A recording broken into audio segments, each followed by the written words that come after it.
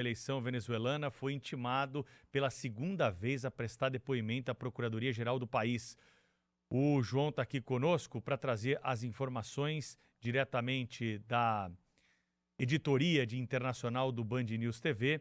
Ele que está conosco durante o período de férias da jornalista Beatriz Ferretti. João, conta pra gente como é que está essa situação lá da Venezuela, como é que as agências internacionais estão reportando esse fato. Bom dia.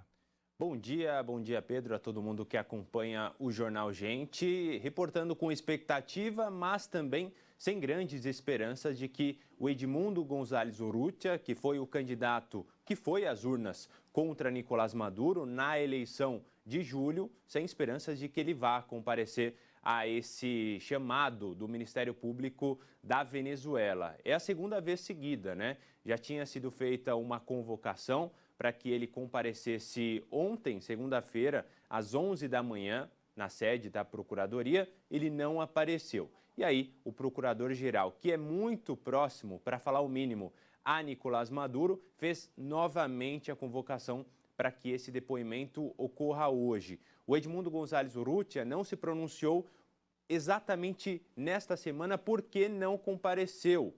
Mas, se a gente for retomar o que já aconteceu, por exemplo, quando ele também não compareceu a duas audiências da Suprema Corte venezuelana, a justificativa deve ser a mesma, que ele tem receio, e não apenas ele, a oposição de maneira geral tem um grande temor de ser presa caso compareça a esse tipo de audiência. Porque, como eu disse, a Procuradoria, também a Suprema Corte e outras instituições da Venezuela são consideradas e são, de fato, aliadas ao governo Nicolás Maduro. E o próprio Nicolás Maduro já falou publicamente que não apenas Edmundo González, mas também a líder da oposição, Maria Corina Machado, tem que responder e até mesmo ser presos por supostos crimes cometidos por eles. Neste caso, o Ministério Público quer ouvir o Edmundo González sobre um suposto crime cometido por ele de usurpação de poder, quando a oposição divulgou em um site as atas eleitorais, que, segundo a oposição, garantem a vitória de Edmundo González Urrutia com 70% dos votos, enquanto Nicolás Maduro teria apenas 30%. Obrigada, então, ao João Vieira, editor de internacional aqui da Band News TV, dividindo essa notícia conosco.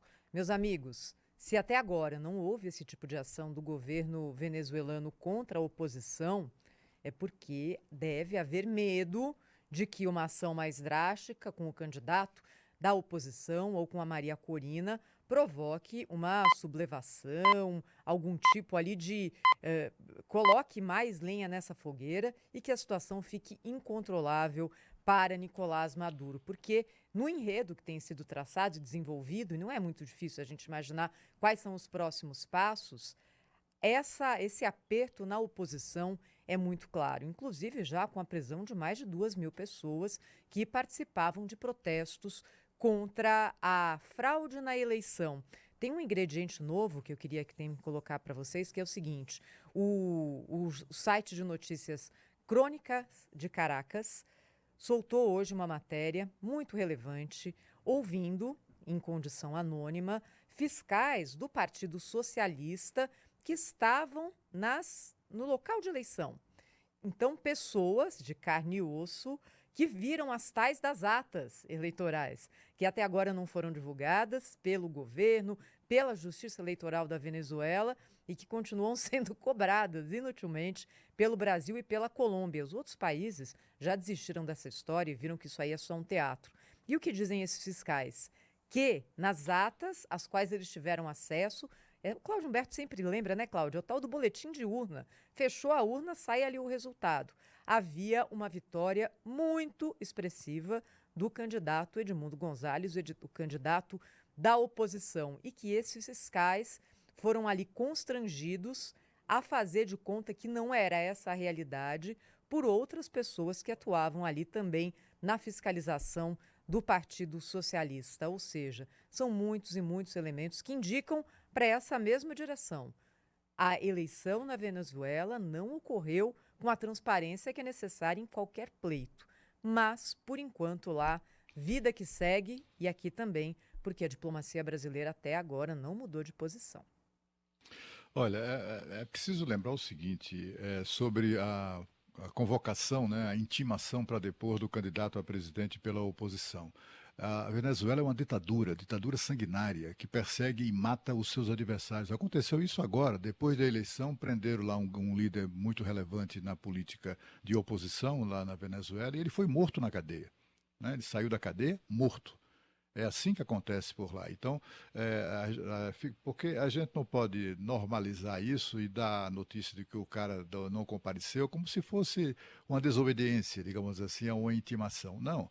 O Ministério Público da Venezuela está a serviço da ditadura, tanto quanto a justiça da Venezuela, justiça entre aspas, está a serviço da ditadura, tanto quanto aquela comissão eleitoral que comandou o processo. Está todo mundo a serviço da ditadura, do Estado de poder. A Sônia explicou isso muito bem dias atrás. Há um estabelecimento de poder ali, um establishment na Venezuela que é essencialmente corrupto.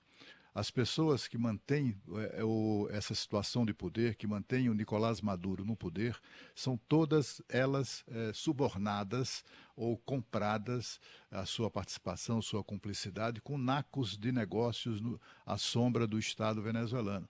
Então tem lá setor de posto de gasolina, tem lá generais, tem lá gente que sustenta o regime, controlando aquela área. E olha, nas áreas públicas e privadas, PDVSA e etc. Não por acaso, apesar da crise intensa que leva fome ao seu povo, a Venezuela é dos países que mais importam jatinhos executivos, só para se ter uma ideia de como estão roubando aquele país.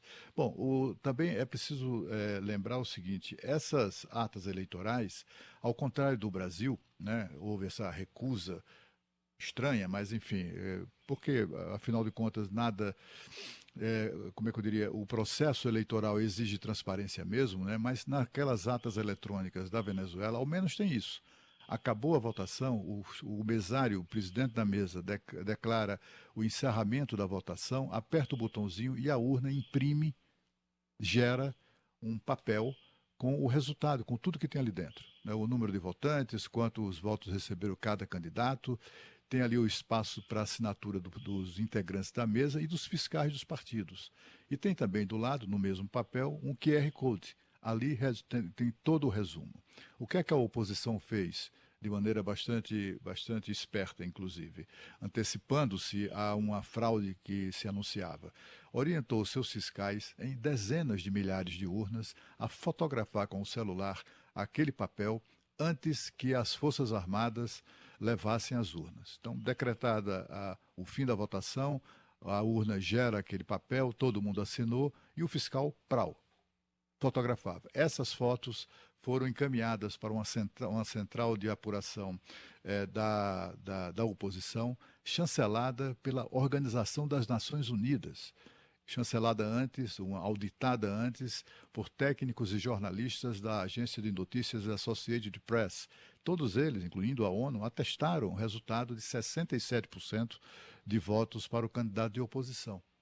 É uma eleição claramente fraudada, tomada, é um golpe dentro do regime autoritário. E o governo do Brasil continua passando pano nisso tudo. Continua, como fez ontem o presidente Lula, se eu fosse Maduro, convocava novas eleições. Não, o que se espera dele é que ele honre a palavra que deu como chefe de Estado brasileiro, de só reconhecer o resultado das urnas com a apresentação essas atas eleitorais. Mas o Supremo Tribunal, entre aspas, da Venezuela, já não só declarou Maduro o vitorioso, porque é ligado a ele, como também decretou que está proibida a divulgação das atas eleitorais. Então, o Lula não vai ter isso, não vai ter ata eleitoral, né, para ser usada como pretexto de reiterar seu apoio à ditadura venezuelana. Então, o que se espera do presidente brasileiro é que mantenha a altivez que o nosso país merece. São 8h36. Na sequência, nós vamos conversar com o presidente da Anvisa aqui no Jornal Gente, entrevista ao vivo, discutir a questão ligada à saúde, às funções da agência e também a expectativa que temos a respeito do combate a algumas doenças. Você continua conosco, aguarda depois do intervalo a entrevista com o presidente da Anvisa, Antônio Barra Torres.